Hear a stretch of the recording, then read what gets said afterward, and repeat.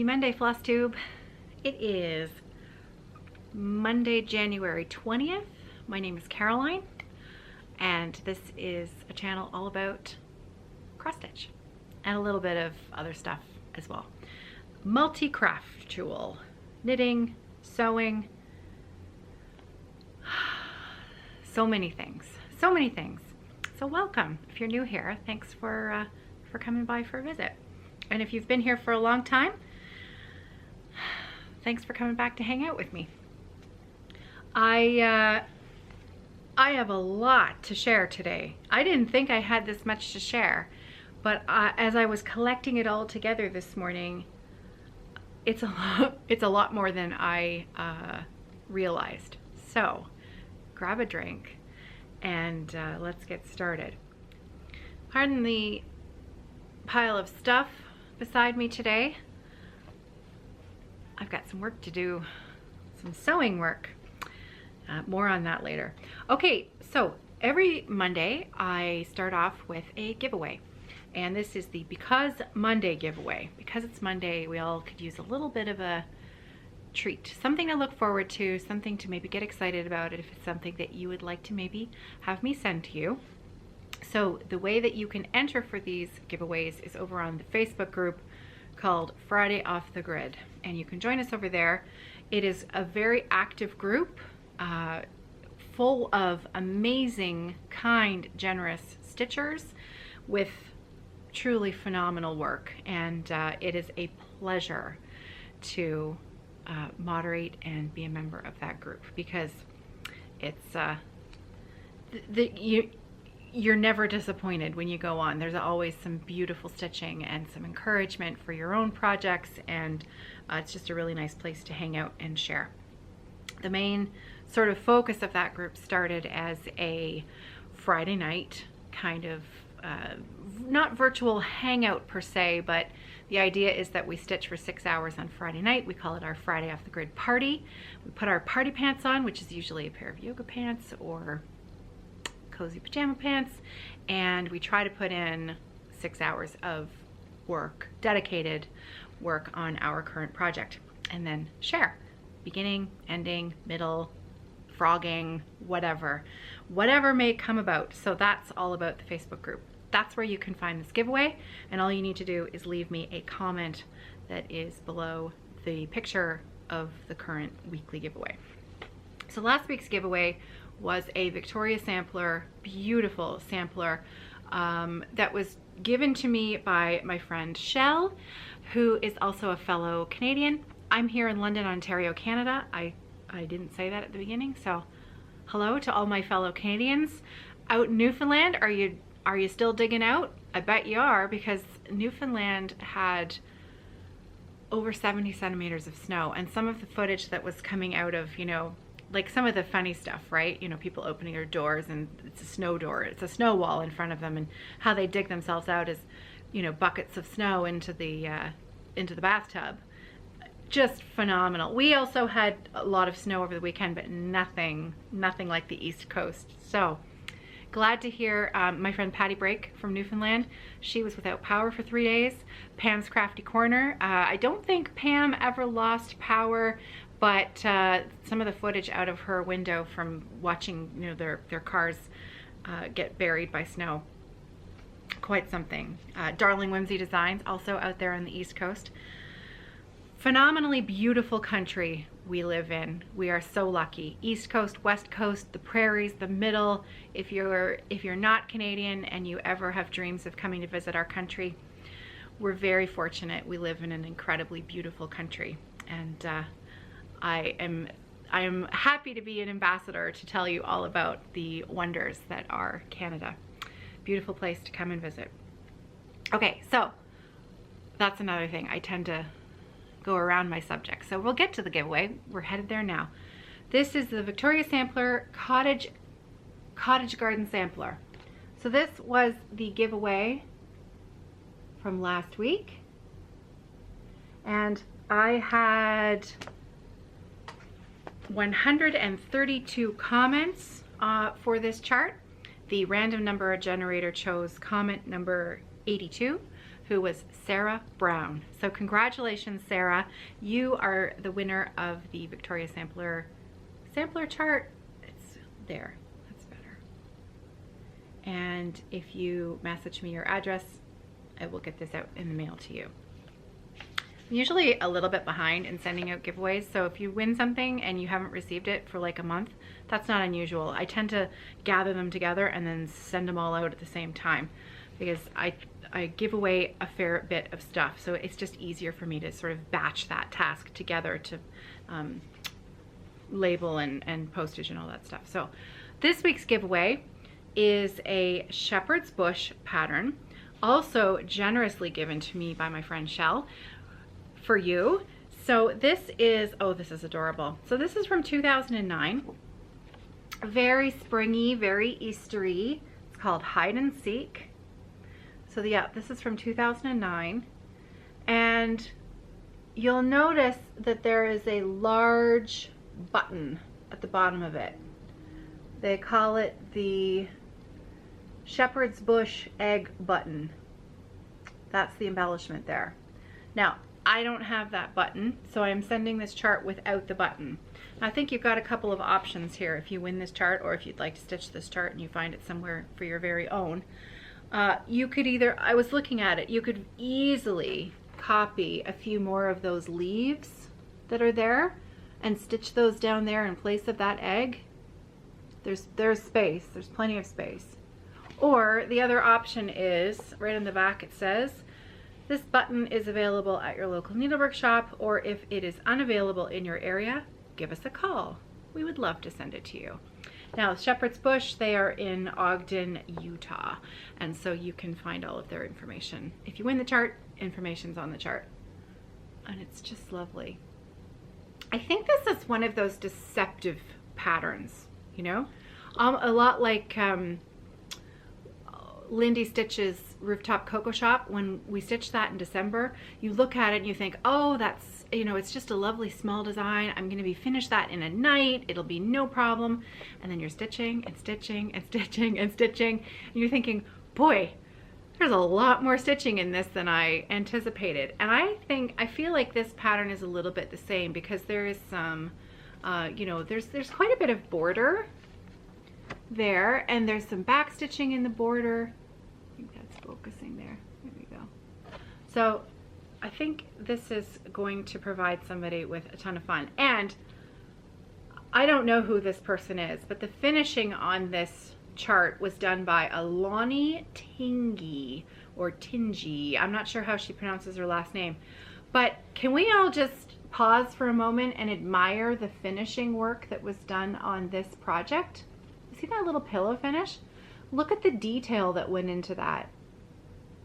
The work, I mean the embellishments around the pattern itself, the sewing that she did to put that top together, and then she's got piping around the outside of the pillow. I mean, that's a lot of work. That's a lot of work, and it looks really beautiful. So, you know, finishing, those small little details really make a huge difference to the end result of your project.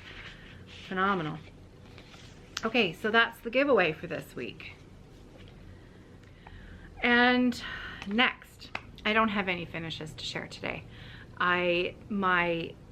What I've been working on lately, if this is the first time you're visiting me today, I have been doing something new this year. I'm starting a 24-hour rotation on my big projects.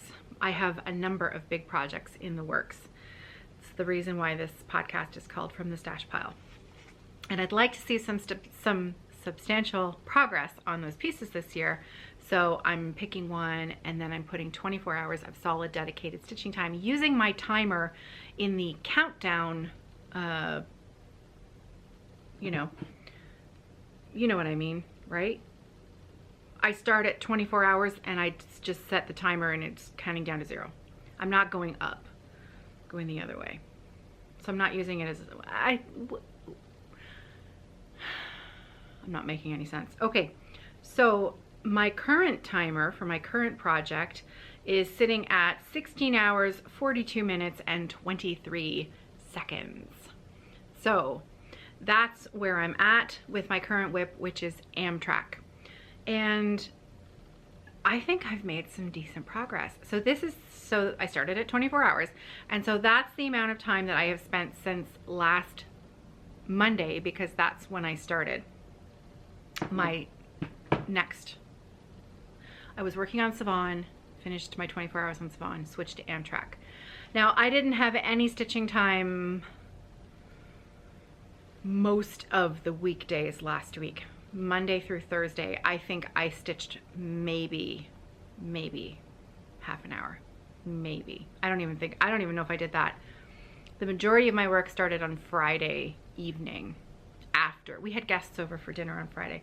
So after we'd visited and they'd gone home, that's when I started stitching. And then I was able to fit in quite a bit of stitching on Saturday and Sunday evening. So because the piece that I'm working on is so detailed and delicate, and I really wanted to be able to show you up close how beautiful it is, I've taken a really short couple of minutes of video of just the work itself. So what I'm gonna do is I'm just gonna pop that video in right here, and I'll see you in a minute.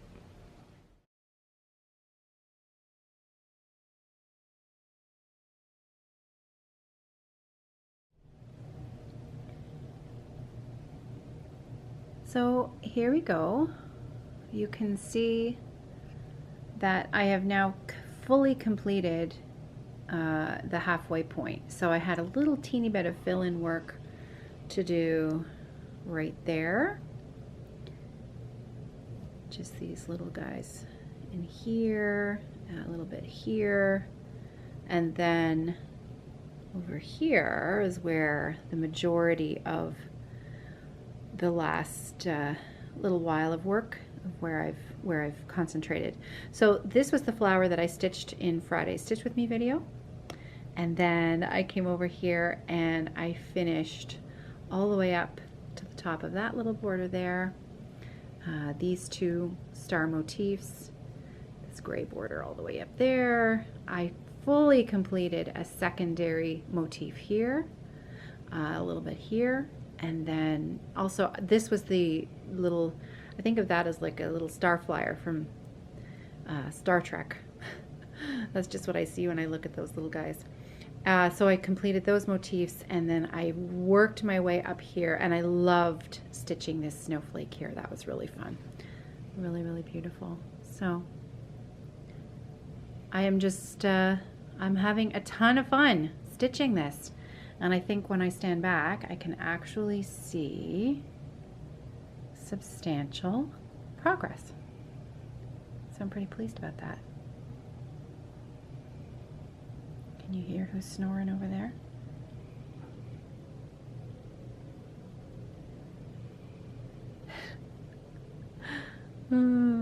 She's sound asleep. All right, back we go. Not too shabby, right? I actually did a fair bit of work. It feels really encouraging to see, you know, it starts to grow up the side. And the very fact that I fully completed, I mean, there wasn't a lot to do, but the entire bottom half, so there are 6 pages to this chart. This is Sampler Cove. Sampler Cove is the designer. The name of the pattern is called Amtrak. And I know that people have had success ordering it through European cross stitch. I think someone else found it from a place in Texas, but I don't know the name of the shop. But I know others have mentioned on the Facebook group that they found it in at EuropeanCrossStitch.com. Side note, Sevan, the pattern that I was working on before, my other large-scale geometric piece, that is a Landmark Tapestries and Charts pattern. The only place that you can successfully find it from is www.celtichobbies.com, and the owner of that shop is Claire, and she had gotten in another 20 copies of that pattern. Those sold out, but I know she's got more on the way.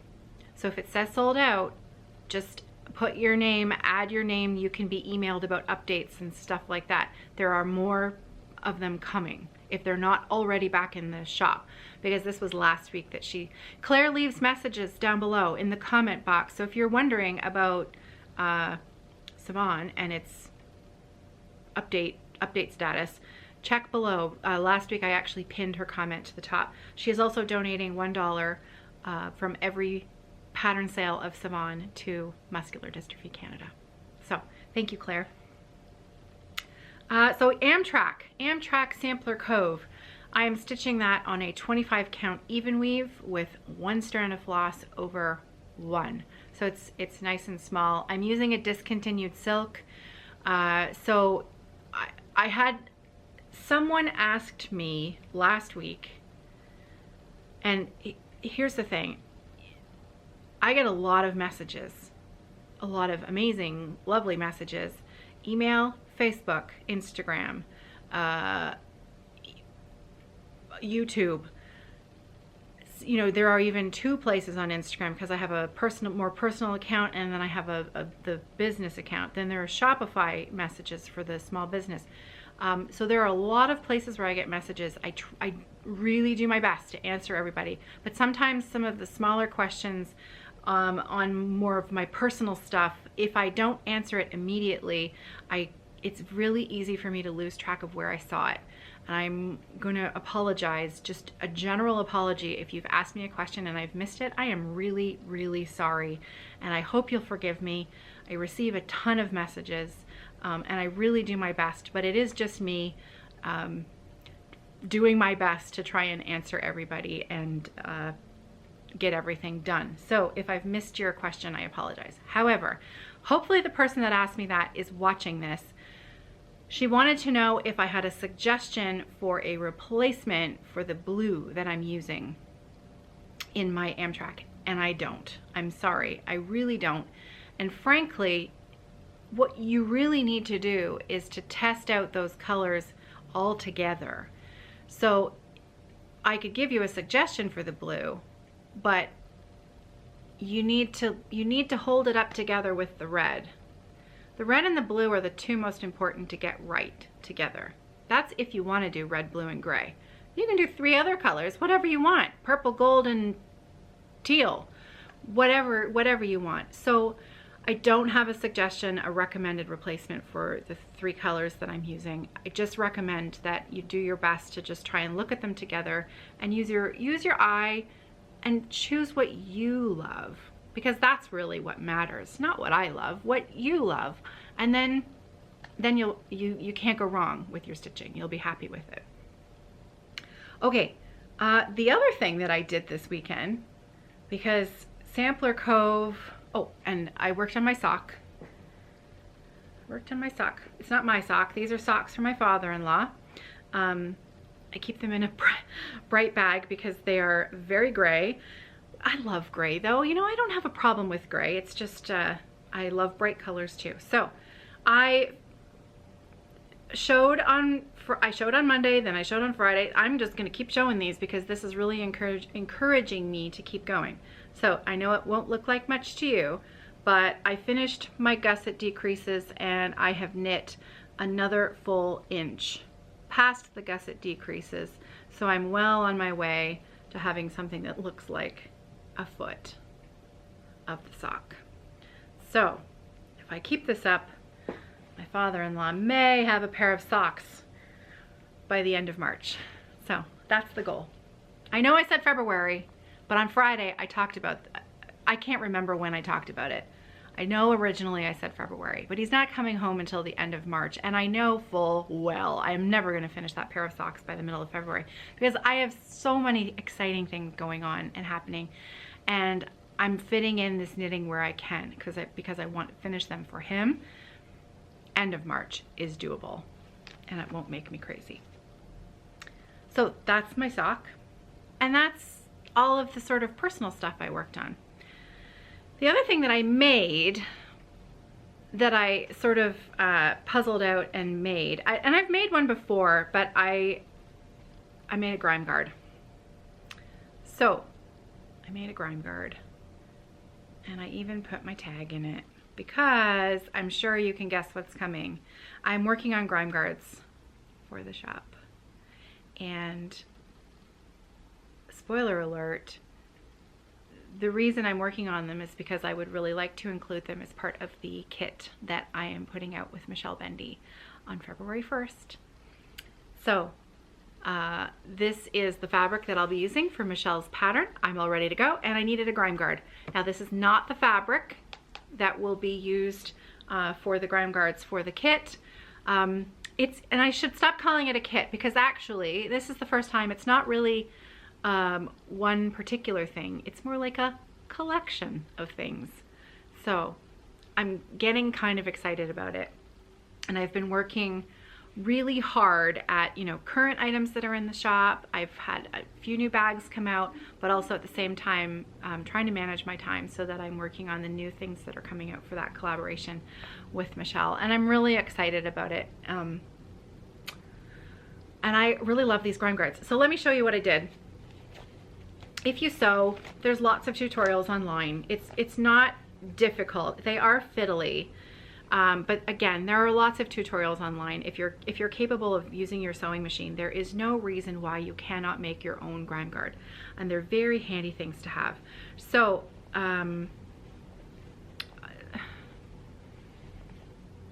off the top of my head, I know I saw that Christine Stitch All the Things. I know she has one.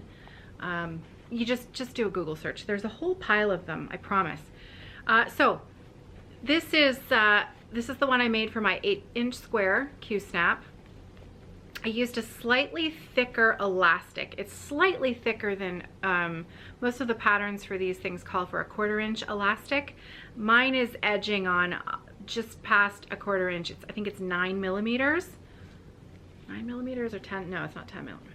I can't remember. I'll have to double check that and find out. But anyways, it's slightly thicker than normal, which I really like because, I don't know, I just like the feel of it. And then on the inside, I didn't serge it, I hemmed it. So it's a clean hemmed edge on the inside. And then, so the 8-inch only uses, I used a width of fabric, I had a cut length, so I didn't have to seam it in pieces. I just seamed it the once to put it together into a circle. When you make these, make sure you check carefully that you're not sewing an infinity collar by, you know, sewing it the wrong way around. Make sure you've got it the right way. And then where I seamed it, I did a little zigzag stitch on that exposed seam there.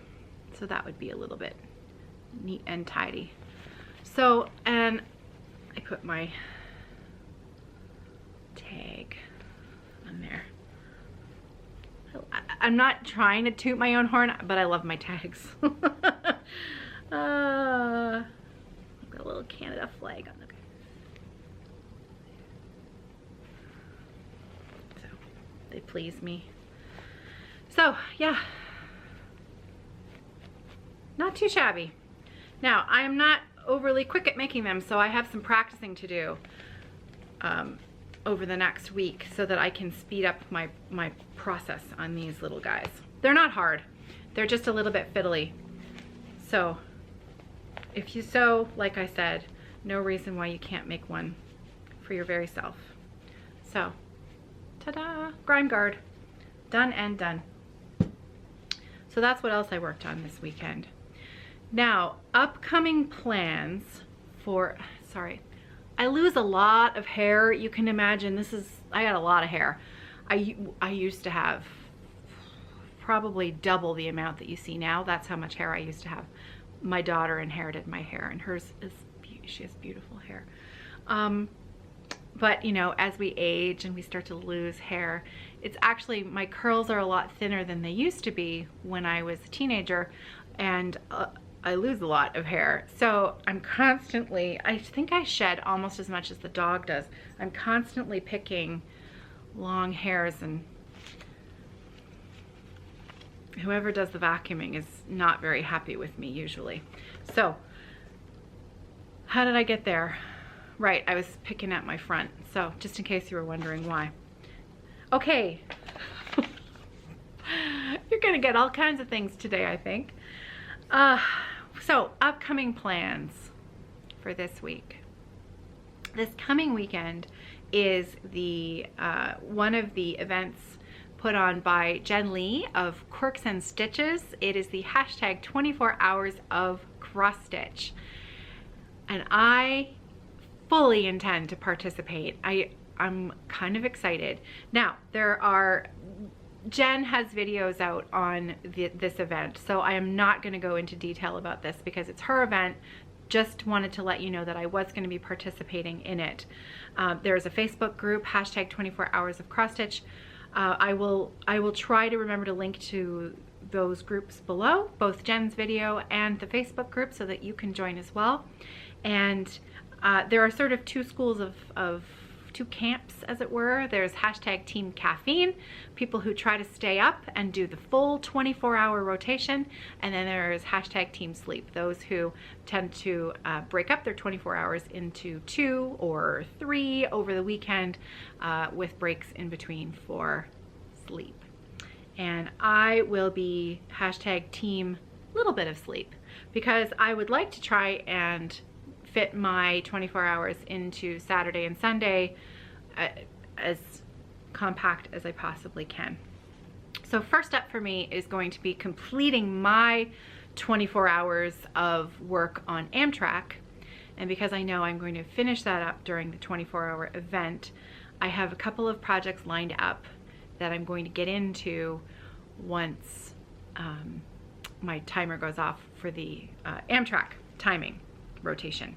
So what I'm going to do is I am throwing in a couple of small projects as kind of a palette cleanser, as it were, in between my large-scale projects. Next up, the next big project that I'm going to focus on is my Modern Folk Embroidery 2018 Mystery Stitch Along, because I really want to put 24 hours of work into that. It's so beautiful.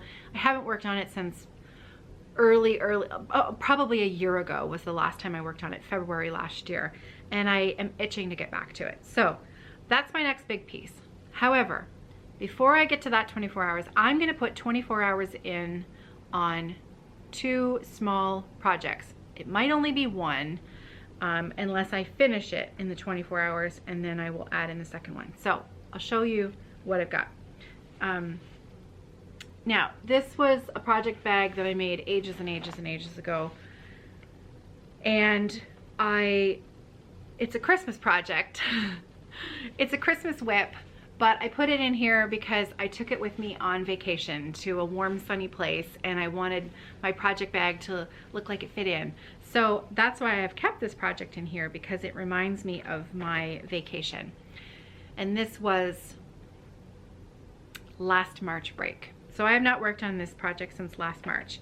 And it is a Mill Hill Buttons and Beads Winter Series kit. This is called Holiday Delivery. It's so pretty.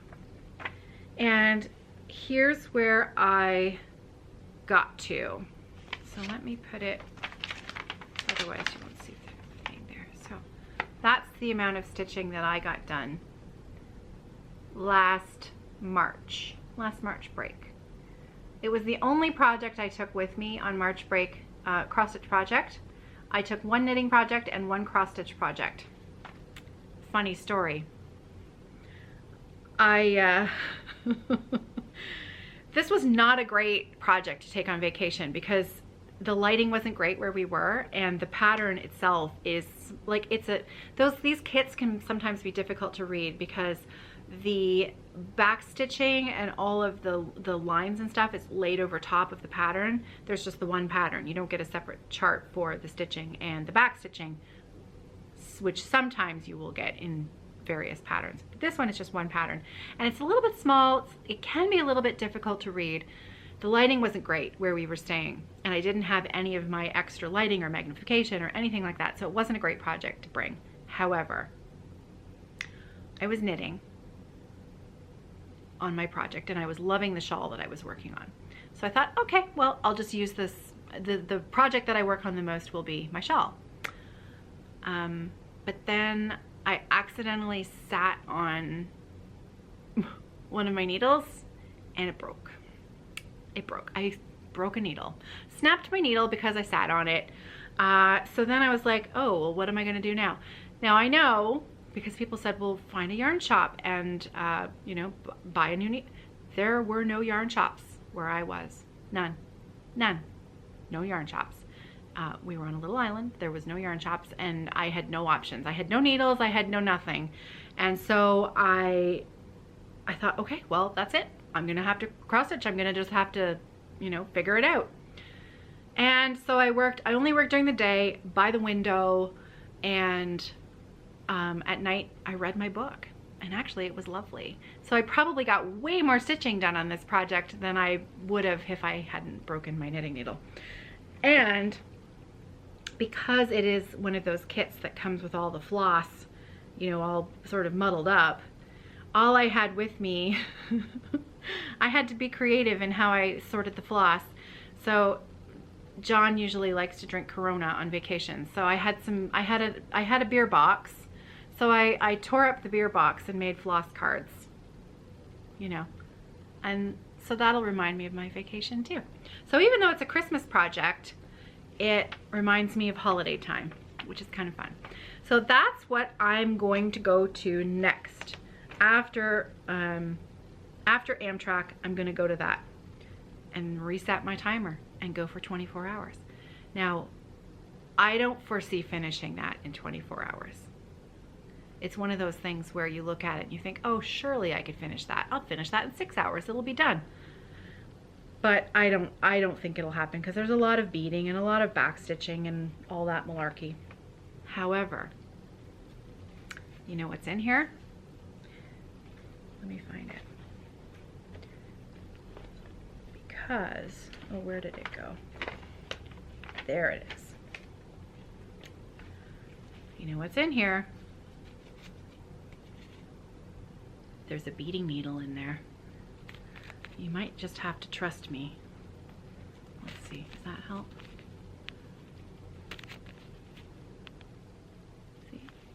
See those two needles? One's a stitching needle and one's a beading needle. Remember I was talking last week about the little project and I couldn't find my beading needle? I found a beading needle. Okay, so let me show you, because I dug it out, because this is the year I'm gonna finish this.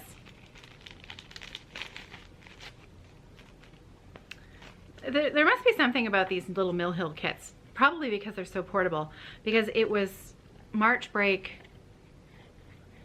3 years ago that I started this and took this on vacation with us. And so it is a really, really, really cute Mill Hill egg with a little sheep on the inside. Isn't that the cutest? The cutest. And when you see how much I've got done, you are just gonna wonder why I haven't finished it. Are you ready? Don't judge me. All for the lack of a beading needle. Look, I'm almost done. I am literally almost done. And it is so cute. This is 100% beads. 100% beads. No cross stitch at all. It's all beading. And it is adorable. And I want to finish it, and I want to turn it into a fridge magnet and have it done in time for Easter. Because 3 years for this pathetic little thing that is almost done is long enough. So I have now no more excuses. I have a beading needle. I have all the beads and floss needed for this little tiny, tiny thing. No more excuses. It's gonna get done this year. Will it be done in time for Easter? We'll see. I do have socks to knit. But here's the beading needle. Everything is going back into my vacation bag, and I won't misplace them again. And I'm ready to go. So those are my plans. So I'm kind of excited about this weekend. I think it's gonna be a ton of fun. I am hoping to take some video. I thought it might be fun to sort of vlog it. I hate that word. I really hate that word, vlog. It seems very, it seems like the word is too young for me. I feel too old to use that word. However, it's the only way I can think of to describe what I'd like to do. Once an hour, I'd like to just take a quick little snapshot or, you know, say a few words about where I'm at, kind of as a record for myself, but I thought it might be a fun video as well. You know, when I'm at hour 20 and I just want to, you know, drink all the coffee and scroll Facebook and Instagram and stop stitching, sort of those emotions that you know, we all feel, and I just thought it might be fun and something fun for myself to look back on. So we'll see. We'll see. I think it's gonna be fun. Okay, so those are my plans. Now I have something, I got something in the mail last week from Glenda. And those of you who are lucky enough to know Glenda, you won't be surprised at all that, first of all, she messaged me with an offer that I couldn't refuse, and then mailed it to me complete with all kinds of goodies. Apparently these are things that are made in Alabama, where she is from, and you know, we're talking snacks. So there were some chips, there were some cheesy doodle thingies, there were some cookies, the peanut buttery oatmeal ones. I may have snuck a few of those, but yeah, my kids were like a ravenous horde of well, kids. And the kids that were here on Friday night also enjoyed some too, Glenda. So thank you for. Glenda was kind of using them as packaging in the box itself, which is so fun. And the kids, this is the second package from Glenda that my kids have been quite pleased with. So very, very fun. So Glenda had messaged me, I don't know, maybe 3 weeks ago, because honestly it didn't take long. Once we had chatted about it and she popped it in the mail. I had it up here in Canada, lickety split. It was quick.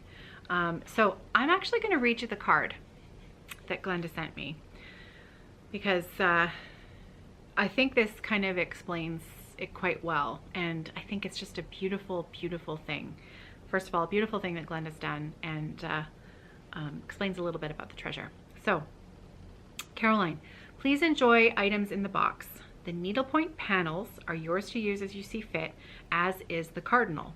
I'll show you in a minute. I thought you might have a place for him, the Cardinal.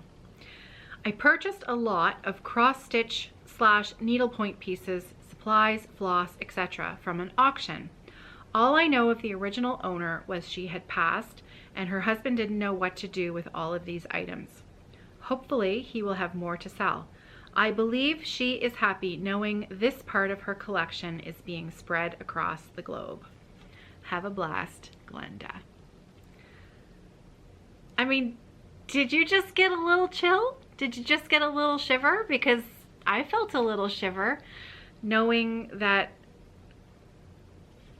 you know, it's like save the stitches, right? Save the stitches, pass the stash. Save when you see something at a thrift shop that you know how much work and effort went into it, and you appreciate it, and you decide to take it and either just enjoy it as is or turn it into something else, is something quite special. I have a number of things from my friend Audrey after she passed, and those items are meaningful to me. So let me show you the Cardinal. So the Cardinal is cross stitch. The rest of the items I'm going to show you are needlepoint, tapestry needlepoint.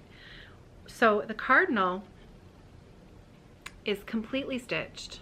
It's just a little whip, but it's an FO that this stitcher finished back in 1981. Now, at first you think, oh, it says 1901, but no, it's 1981. And you know, it's manufactured Ada. It's so pretty. Isn't that pretty? So Glenda, I am going to take this to the cottage with me this summer, and I'm going to turn it into a project bag. That's the plan. I love him. I love him. So pretty. So that is the Cardinal that Glenda was talking about. Now, are you ready for the rest? Needlepoint canvases. Okay. So she sent some extra wool that came. So this was in the box. There were 2 bags of wool. It's clean. It smells fairly good. You know, you can tell it's a little bit on the old side, but I mean, old is relative, right? It's not like from the 1800s. It's got a very faint, it doesn't smell bad, but you know what I mean? That kind of, like an old book would smell, so you enjoy that smell. Do you know what I mean? I'm not selling this well because you're gonna think this stuff stinks and poor Glenda's gonna be like, oh my God. No, it doesn't, because we've all smelt stuff that was old and you think, oh, I can't work with that. This stuff actually smells pretty good, surprisingly. So it leads me to believe that this stitcher took good care of her stuff. So it's been taken care of quite well, even though I suspect it's probably quite old. So this wool, I don't know if I'm going to use it because the canvases that have come, these don't go with it. And so I have a feeling what happened was the husband, these might have just been in the box with the canvases and the husband just assumed they went together, so he popped them in the bag with it, but they don't actually belong with the canvases. So as to whether or not I use them in something else, I'm not exactly sure. However, for now, I will just hang on to them and see. Okay, so next up, let me show you the stack of stuff. So you can tell there's a lot here. Whoops. These are the canvases that came in the box, okay? They think there are 6 of them. I think there are 6. Okay, now what I'm going to show you is the 2 of them that are almost finished. Well, one of them is finished. Okay, oh, I forgot. There was this one too. Isn't this cute? Look at this. Look at that. So, what's hilarious, well, I'll tell you that in a minute. Okay, so here's the one that's done. Look at that. Look at that. Isn't it beautiful? Now these are clearly meant to be, you know, chair cushions, upholstery chair cushions. You do them all, you do all the stitching, and then you have someone upholster your dining room chairs with them, right? Because there are 6 canvases and they're all, you know, floral motif with all of the background is blank. So you can just fill it in. Okay, one of them is done. The second one that's even close is this one, and that's it. So, okay, I'll tell you, I have to show you everything and then fill in the blanks. Okay, oh, I already showed you that one. Let me put this one aside because that's a separate one. So the other 4 tapestries, 1, 2, I have no idea if these are upside down or not. I can't see, but I don't think it really matters. 2, oh, 3. Okay, so there's only 3 more. So there's 5 total. 3. And these 3 have the centers completely finished. Completely finished. So all the fiddly stuff on the inside, or as some stitchers would say, the fun stuff, all the fun stuff is done, right? However, guess whose favorite thing in the world is doing fill-in? This girl here. I love doing fill-in. I absolutely love doing fill-in. It's so fun. It's so easy. I can watch TV. I can listen to an audiobook. I can just stitch, stitch, stitch, stitch. It's just the act of stitching. No thought. There is nothing to me more relaxing and meditative than just putting a thread and some yarn, wool, cotton, you name the substance, putting it through that fabric, listening to the sound, listening to the pull, threading the needle. It just relaxes me, makes me happy. I love it. And so, Glenda, you have given me the greatest gift because I have miles of fill-in for fun. Okay, so let me tell you what I'm gonna do. Because there's no, I'm not finishing these for chairs. I'm just gonna say that up front. These are not going to be for chairs. So, let me tell you the plan. This one here is the biggest problem because it's half filled in and I don't have any more of this color. There's none of this in, you know, that came with it. These patterns in the original stitcher left the tags on 3 of them. These are a Silla Kit thing you can see there. So it's called Silla Sextet Harmonized Designs. So there, yes, it was originally a set of 6. So somewhere floating around out there is a 6th one. I have 5 and they're beautiful. They are beautiful. The stitcher has even, so the original stitcher has basted the edges to stop it from fraying. So she took care of those edges, the live edges, and she's done all of the middle bits. So it's, if I had to guess, I'd say late 50s, early 60s. There's no date.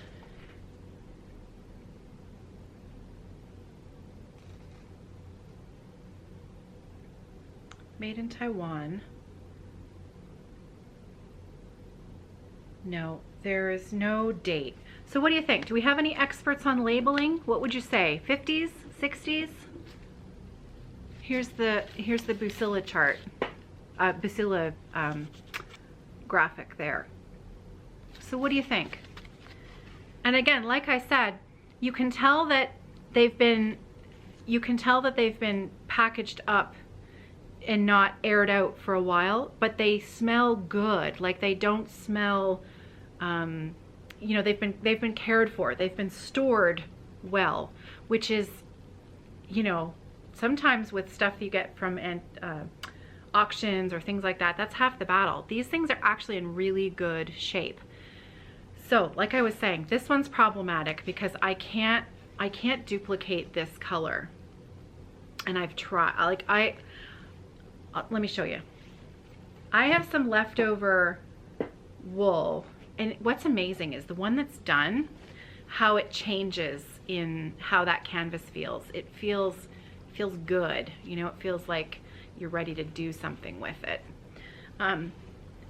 However, let me show you something interesting for stitching in hand and tension issues. Okay? That's straight, right? Can you see it? Can you see how it's a little bit wonky? Let me see back here. So I'm not sure it's coming out properly, and I did actually have a good stretch at it, because if you stretch it from corner to corner this way, you can actually straighten it up a bit, and that's a little bit better, but it's still a little bit crooked, but that's okay, because with what I plan on doing with it, it won't matter. Okay, the one that is completed, the panel that's completed, this is going to become a large tote bag. This one's going to become a huge tote bag. No zip, just canvas twill. I'm going to see about the top. I'm thinking I might even look for some leather straps for the top of it. Open canvas tote, because it's big, and I think it would be beautiful and I'd look for some twill that would set off this color here. I'm not sure what color yet. I'll have to take it into the shop with me and look. So this one's destined to become a tote bag, and it's going to be gorgeous. The teapot, I'm going to look for a cream and stitch the fill in, and I'm going to hang that at the cottage because I love it and I want it in my kitchen at the cottage. This one here, the only option, I've got two options. I can either try to salvage this wool, tink it out. I'm saying tink because we use that phrase, that term in knitting. It's knit backwards because you're unknitting. So I would frog some of this out and see if I could salvage enough to fill in around the flower here, but I don't think I would be happy with the quality of the wool once I rip it out of here. And then I think it would probably be fuzzy and probably wouldn't look as nice and crisp and clean filling in around here. So I have a funny feeling my best option is to rip it out. It shouldn't take long with a seam ripper. You could probably rip that out quite easily. The fill-in that's in the flowers in here, that's going to be a little more complicated because you can see the back. You know, it's wool, so it's probably a little bit felted in there. I'm not sure how successful this one would be. I may have to cut my losses with this one and turn it into something else. But the other four, I'm going to purchase some DMC Tapestry Wool. I'm pretty positive is going to be the same thickness as this Busilla wool that was used originally. And I'm going to do the fill-in, and I'm going to stitch, you know, I don't know what, maybe 4 or 5 inches around, and then I'm going to frame them. I'm going to frame them. So I'm going to have 3 botanical prints that match with the same background fill-in. So let me show you what I found. I have now a little side story on this bag.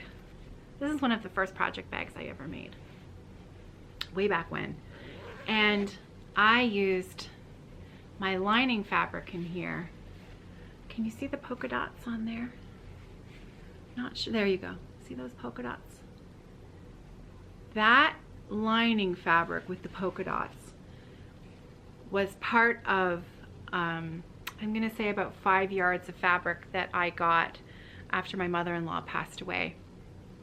It was in her craft stash. She wasn't a huge crafter, but she was sort of utilitarian about the things that she knew how to do. She knew how to, so that fabric was, she made duvet covers for twin mattresses that are at the cottage. And we use those, they're lovely, beautiful feather duvets. And we use them all the time. And so when I see this fabric, it reminds me of those duvet covers that she made. And I don't know, little things like that please me, that I was able to use the remainder of her stash and turn it into something else that was useful. I just really like that.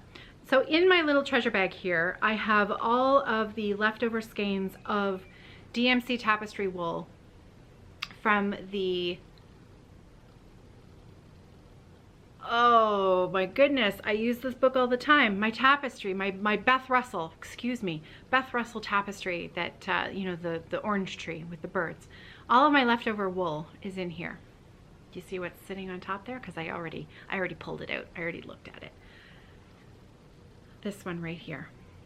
This one right here. So this is DMC 7040. I think the wool colors might be different than the floss colors. Well, obviously there's no 7000, so duh. 7040. It's this kind of not quite mint green, but if you look at the original, it's a little bit brighter, though actually the camera is showing it brighter in real life than it really is, because this is coming up as quite muted, which it is, but this isn't like neon or anything, but it's a beautiful fresh spring green, and I think would be absolutely perfect as the fill-in and background for these amazing tapestries. So what do you think, Glenda? What do you think? Think that's okay? I'm so excited. Glenda sent me a treasure. And I'm absolutely thrilled that this was another Stitchers who didn't finish it. Though, you know what? She was probably thrilled with the part that she did finish, because that's the fun part, right? So she probably got all of the enjoyment out of the project, and that's probably why they sat, because she didn't want to fill them in. I want to fill them in. I can't wait to fill them in. And I can't wait to hang them on my wall. So these three are going to be finished. And when? I don't know. But I'm going to use stretcher bars and my floor frame and finish them up. So, all right, Glenda, thank you. Such a treat. Okay, I think that's it for very happy mail and my current whips, my future plans, because Monday giveaway. The only thing left to do is a shop update. I have a fairly not hefty shop update, but I think it's probably going to take me a little longer than just quick here, here, and here. So if you're not interested at all in a project bag shop update, then I will say goodbye here, and I'll see you either on Friday for the Friday Off the Grid Stitch with me, or I'll see you next Monday for the next Monday Flosstube. And what else I'm going to do is I'm going to go and grab a quick bite to eat for lunch, and then I'll come back and I'll finish up this video. I'm also going to put in a quick ad from YouTube right here. So I will see you in a few minutes. Be right back.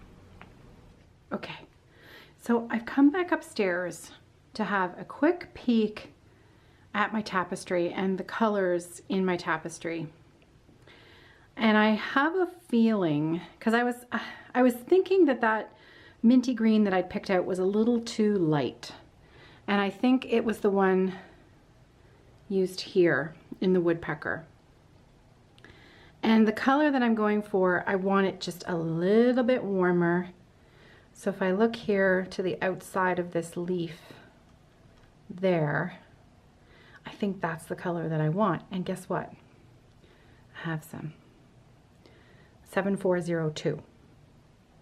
Perfect. So I think that's the color that I'm going to go for. And that's why saving your leftovers is sometimes a good idea. Oh, she's a thing of beauty. I could literally stare at this for an hour. I love it so much. All the way down. Beautiful. All right.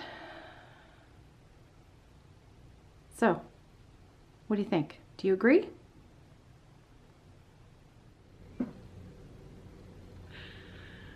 Luna woke up. Okay, so further to what I was just saying upstairs, this was the original color that I'd pulled, which was 7040. And here is the one that I'm thinking is actually a better choice, which is 7402. So you can see the two there together. The 7402 is just a little bit warmer. And so that's the one I'm going to go with, because it's a big area that needs to be filled in. You want it to be the right color, and I'd like these to hang as a trio together, so I plan on looking at them for a long time. Plus that's a lot of stitching, so you want to make sure that it's right. So what I might do, before I order the quantity that I will need, which is going to be a lot, I'm going to test stitch both of them on one of the ones that has no stitching on it. Yeah, I was thinking maybe I'd do the one that was partially half done. Maybe start with that one to test and see which color works better. Maybe I'll do that because that one needs more salvage work anyways. So kind of exciting, very exciting. Okay, so shop update. I make project bags. You can find my shop on the internet at www.evertote.com, and I make project bags for knitters and stitchers and crafters in general. So I have just a couple of sort of businessy type things first to mention, because I've received a couple of emails lately, and I just wanted to, I have it on the website. I've mentioned it before, but I'm just going to mention it every once in a while just so that people know. When you order a project bag from my site, you are ordering a made to order bag. These bags are not, for the most part, I'd say 90% of the time, these bags are not pre-made. When the order comes in, I will take usually I have, let me show you. Usually I have them cut out to a certain point. So for example, the It's Too People-y bag, I have 2 medium sets left, and you can see that they are cut and pieced, and that's the accent on the bottom. And so I have them, they are at this stage. So I have to iron and top stitch and put the zipper in and the batting and whatnot, and I need to make the notions pouches. The notion pouches aren't made either, but everything is cut out and ready to go. So I'm not starting from zero, but I'm starting at a point where the bag still needs to be made and there's still a fair bit of work to do. But it allows me to offer a slightly wider choice of bag in the shop, because, for example, in the last week, I have sold probably 10 different fabrics in bags, probably more, but I didn't count. And so there's a lot, and it's fun for me to make different, work on different fabrics and not just the same fabric over and over and over again for 2 weeks. So it makes my job a lot more pleasurable, and it allows me to offer a lot more choice. I am the only one sewing. My sister-in-law Kathy every once in a while will hand me a stack of the oversized handled bags. Those are the ones with the twill handles. Those are the extra large bags that I sometimes have in the shop. She makes those. All of the other bags are made by me, and so I also do all of the packaging and the shipping and the postage and the customer communication, all of that kind of stuff. So it's just me, and so the bags are not pre-made. So when you place your order, it used to be 3 to 5 business days before I could get the bags out. The shop has become a lot busier over the last 6 months, which is because of you, and thank you. So now the time is about 7 to 10 business days, because that also allows me time to do a few other things, like working on the stuff that's coming out for the collaboration with Michelle Bendy. So that allows me a little bit of time, a little bit of space, and then also to, enjoy some time with my family at night. There are many nights where I am up late sewing, and that is why my sewing space is in my living room, so that I can still be with the family. If I have, if lots of bags sell and I need to do a little bit of extra work, I will stay up late in my area and sew, but the family is down here with me, so it's kind of a nice setup, and I'm pretty lucky to do what I do. However, it does take about, and I think 7 to 10 days is the max. I really try to get them out before that, like 5 to 7 days. So just so you're aware, I'm not Amazon. I don't have them all ready to go and can't have them out within 5 minutes of getting the order. I do my best. I really do my best. And I hope that you love your bags. So I have, over this weekend, I actually have made a couple of the bags that have been in the shop for a while that I haven't shown in a little bit. And so if you're new here and you've never seen these bags, it's my little chance to show you a couple of the things that are in the shop that are so beautiful. And I think I've only shown these once, and it was quite a long time ago. So just 2 sets that have sold recently that are going out in the mail today. The first one is this beautiful cloud fabric. Now, keep in mind, all of these need their final press and will be wrapped. So you might see the odd wrinkle, but anyways, I needed to get filming today. So this beautiful, beautiful cloud fabric, and it has these delicate clouds with pinks and blues and grays. I love this. This is a wonderful gradient fabric that I used on the bottom. So this fabric, through the width of fabric, went from super dark navy blue all the way up to a lighter navy blue. And so there is a little bit of a very, very light variegation in this bottom. So if the light hits it in a certain way, you may see that they're not exactly the same. It's just a little bit unique. So super pretty. And there is a matching Notions pouch with this one, and then a gray and white floral lining on this one. So pretty. I now have this available in a large size, which I didn't, but I have cut a few out now, so I have a few that will fit an 11-inch square Q-snap. This is a medium, fits an 8 by 11.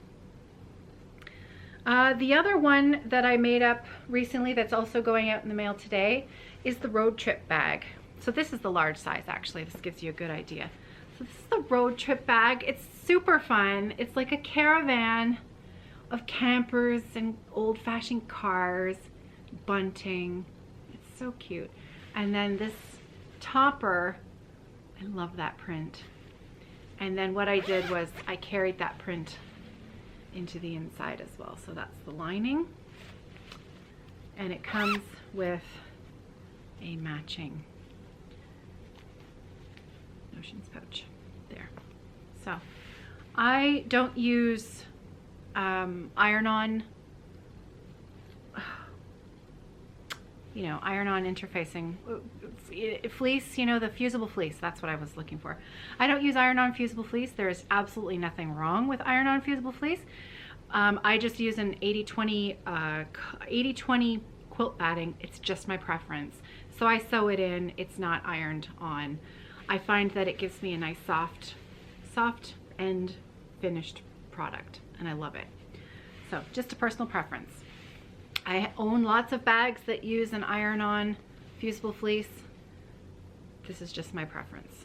So that's a large size, fits an 11-inch square. So that's an older bag that's still in the shop. And I think you can see, yeah, there's my bolt of it right there. There's the car, and there's the lining right beside it. So I still have a little bit left. Next up was Ellen's Grammy bag. I love this bag. And this is one of those prints that not everybody loves yellow, but I think this is one that you have to see in real life because I love this fabric so much. It has this blue in it. Do you see that blue? And that to me is what makes this fabric work so beautifully, other than the fact that it's a super cool print.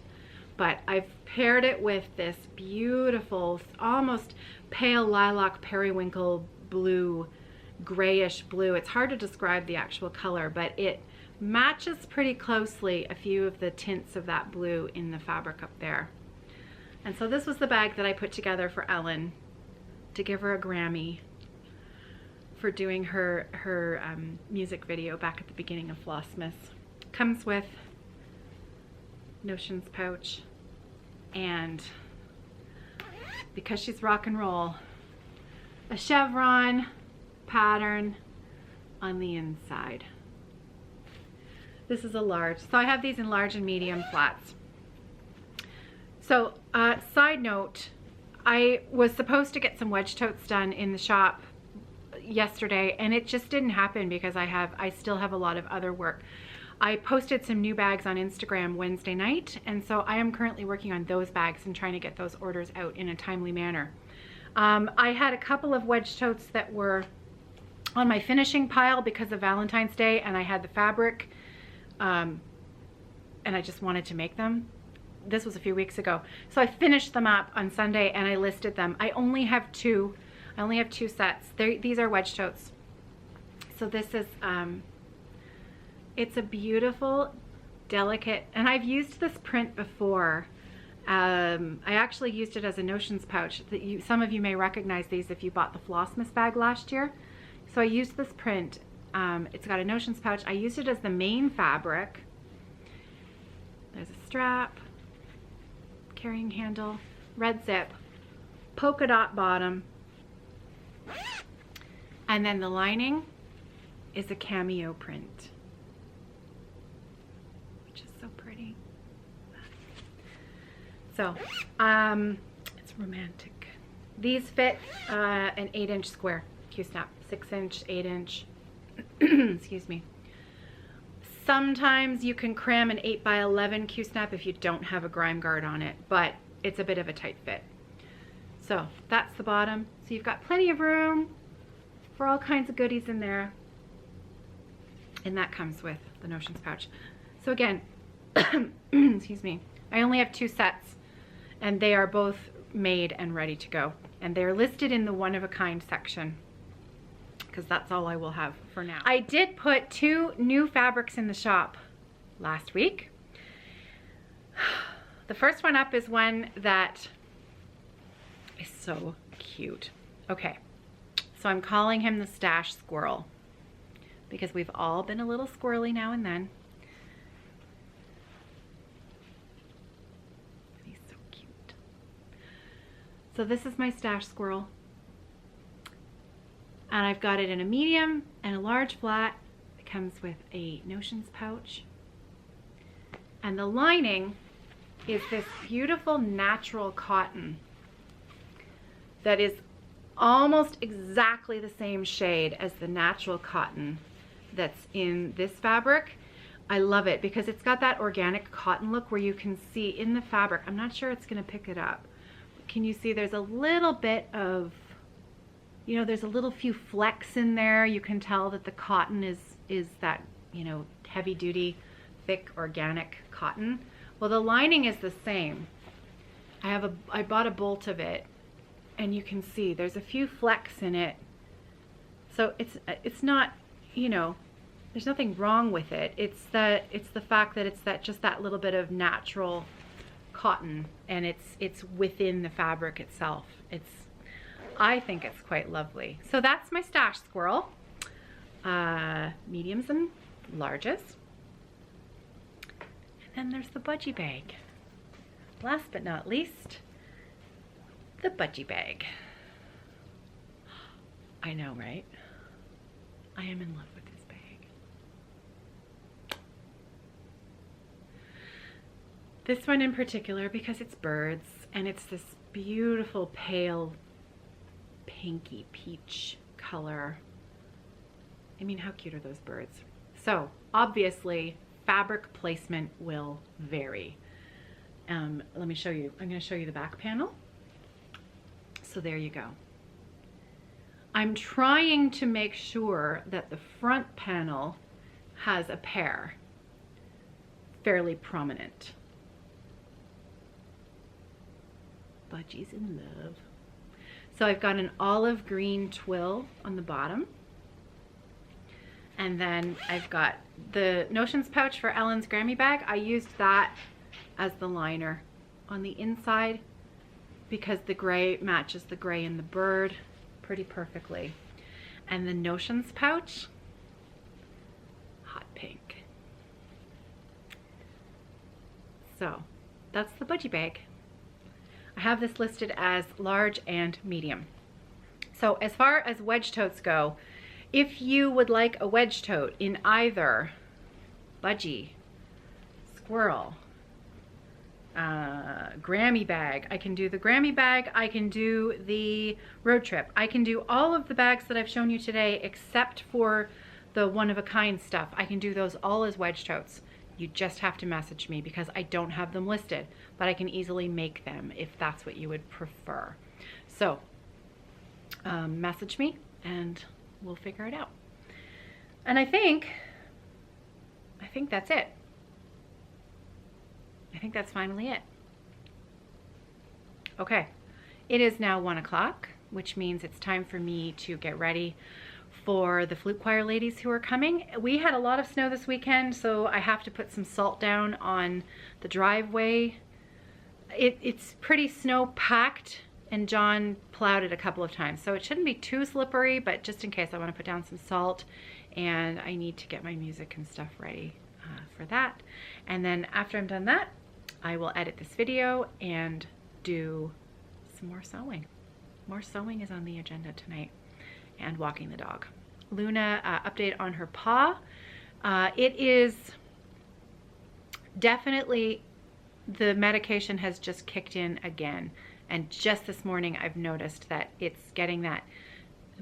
I won't go into detail because it's kind of yucky, but there are signs there that the medication is starting to work. And so we are hopeful that with the doubled course of the doubled length of time for the medication, that will take care of the entire thing, and then we'll be good to go. A few people have mentioned, you know, did they not think it was fungus or something like that? I've had 3 vets look at it. They have all smelled the paw. They have all inspected the paw carefully. If it was a fungus, I'm pretty sure that they would have been treating it that way. And this is not the first. We have tried now 3 different medications. So this is the 3rd one, and it's working. So whatever they think it is, and according to them, it's an aerobic infection.